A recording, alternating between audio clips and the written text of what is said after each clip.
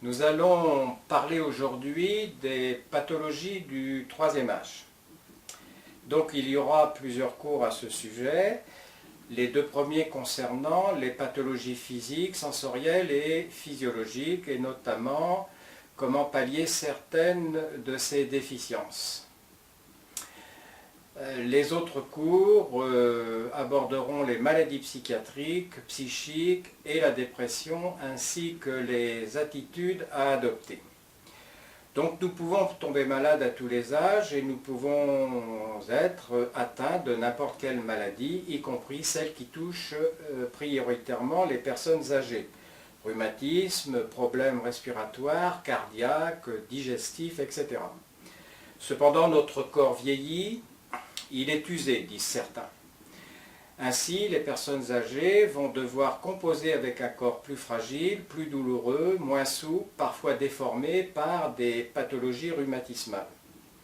D'autre part, ainsi que nous l'avons vu dans les cours précédents, lorsque nous faisions référence à la mémoire, le système nerveux central n'échappe pas au processus de vieillissement et peut être à l'origine de pathologies que l'on retrouve prioritairement chez les personnes âgées.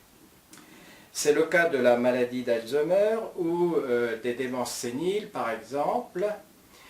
Le cerveau peut dysfonctionner à tout âge, notamment à l'âge adulte, et donner aussi des pathologies encore difficiles à soigner, telles la maladie de Parkinson.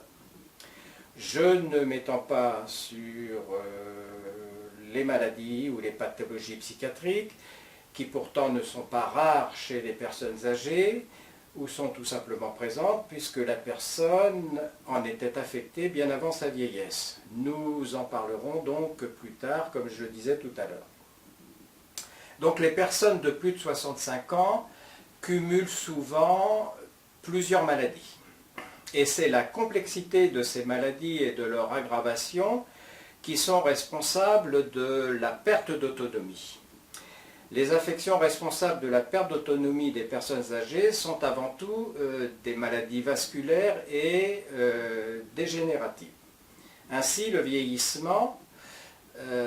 le vieillissement, il existe aussi une augmentation de certaines pathologies, telles les cancers, d'où l'importance du dépistage précoce. D'autre part, la prise de multiples médicaments pour traiter plusieurs pathologies à la fois est souvent la cause de la dégradation de l'état de santé par leurs effets secondaires et leurs interactions. Les effets du vieillissement donc sur l'organisme sont caractérisés par une diminution des capacités de réaction de l'organisme, un vieillissement ainsi que nous l'avons vu des organes vitaux, le risque d'être porteur de plusieurs maladies, une adaptation plus difficile dans certaines situations stressantes, angoissantes, etc. Tout ceci caractérisé par une inégalité entre les personnes en fonction des facteurs vus dans les cours précédents. Donc, les maladies neurologiques, il nous faut parler de la maladie d'Alzheimer. Elle est caractérisée par une perte de mémoire des événements récents à ses débuts. La mémoire ancienne est conservée. Un désintérêt pour certaines activités ou actes de la vie quotidienne, alors que la personne, par exemple, avait une passion pour une activité précise. Une désorientation temporo-spatiale, c'est-à-dire dans le temps et dans l'espace, l'apparition d'un langage inadapté, la difficulté ou la perte de la reconnaissance des visages familiers, des voix, etc., etc. Parfois des idées de persécution vis-à-vis de l'entourage, la personne ne comprend pas pourquoi on veut lui faire cela, ou qu'on l'empêche de faire quelque chose qui pourrait la mettre en danger. Lorsque nous écoutons l'entourage, nous entendons à peu près ceci. Mon père, ma mère perd la tête, il, elle n'est plus comme avant, elle se perd dans son quartier, je suis obligé de le surveiller, de la surveiller en permanence, son caractère devient difficile, etc. Insistons sur la question de la mémoire. Nous l'avons dit, c'est d'abord la mémoire à court terme et immédiate qui est atteinte.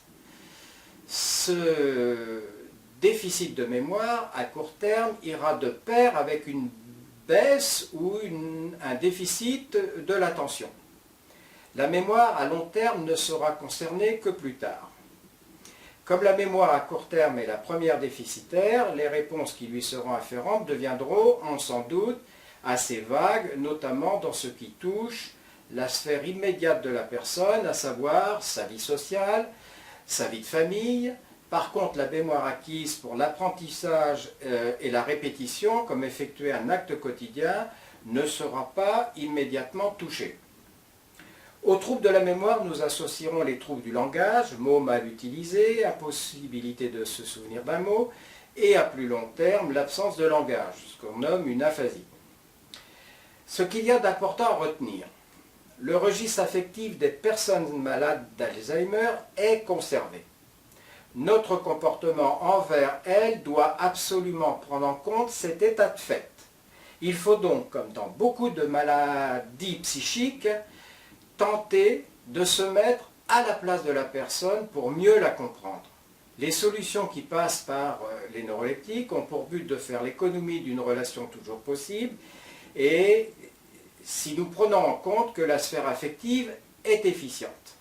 D'autre part, si nous assistons aux troubles décrits plus haut, n'oublions pas que durant toute notre vie, nous conservons une mémoire inconsciente.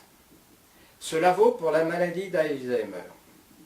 Il existe de nombreux exemples de personnes que l'on croyait trop confuses pour renouer un contact qui, à l'occasion d'un événement affectif, relationnel, par exemple la visite d'un membre de la famille, etc., ces personnes vont retrouver temporairement le contact, voire vont pouvoir tenir une conversation parfaitement sensée. Cela ne dure pas, mais nous avons suffisamment d'exemples pour le dire. Les contenus inconscients, donc, vont franchir plus aisément la censure qui les sépare de la conscience et elle va se mettre à fonctionner, si je puis parler ainsi. Alors, comment aider une personne atteinte de la maladie d'Alzheimer? Un point crucial est à souligner. Si l'on ne prend pas en compte que nous avons devant nous une personne avec qui nous pouvons avoir une relation, dont la parole est le support, bien entendu, nous sommes déjà dans un comportement d'exclusion, de rejet et de non-considération. Nous avons affaire dans tous les cas à un interlocuteur, quel que soit son état. Il faut donc un cadre rassurant dans lequel la personne malade se sentira bien, y compris dans les entretiens. Il faut éviter dans les entretiens le parasitage, les personnes inconnues, les allées et venues, le téléphone qui sonne, j'en passe, il y en a d'autres, bien sûr. On sait qu'une personne âgée est très attachée à son lieu de vie, qu'elle veut finir la plupart du temps sa vie chez elle, dans un lieu où affectivement, émotionnellement, matériellement, elle a ses souvenirs. Le cadre de vie est fondamental. On sait que lorsqu'on est obligé de placer une personne malade d'Alzheimer, il est important que dans sa chambre, elle puisse y retrouver des objets, des meubles familiers. Nous devons être en empathie avec la personne malade. Être en empathie, c'est créer les conditions pour que le courant passe entre deux individus.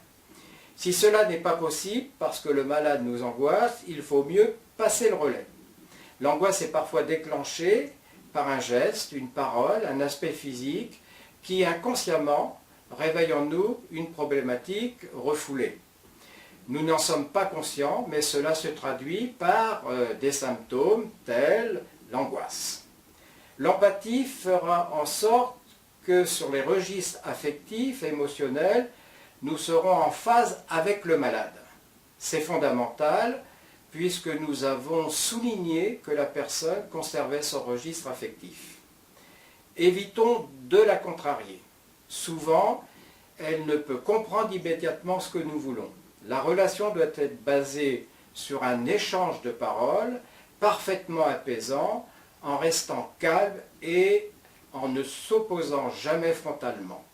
Au contraire, il est préférable d'aller dans le sens de la personne et agir pour que très progressivement, elle accepte de venir sur notre terrain ou ce que nous désirons.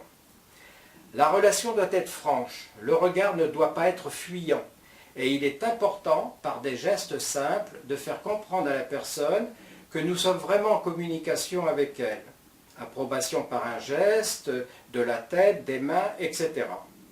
Il faut donc éviter dans la conversation de mettre la personne en échec, en employant des mots qui nécessitent une réponse, comme par exemple « pourquoi ».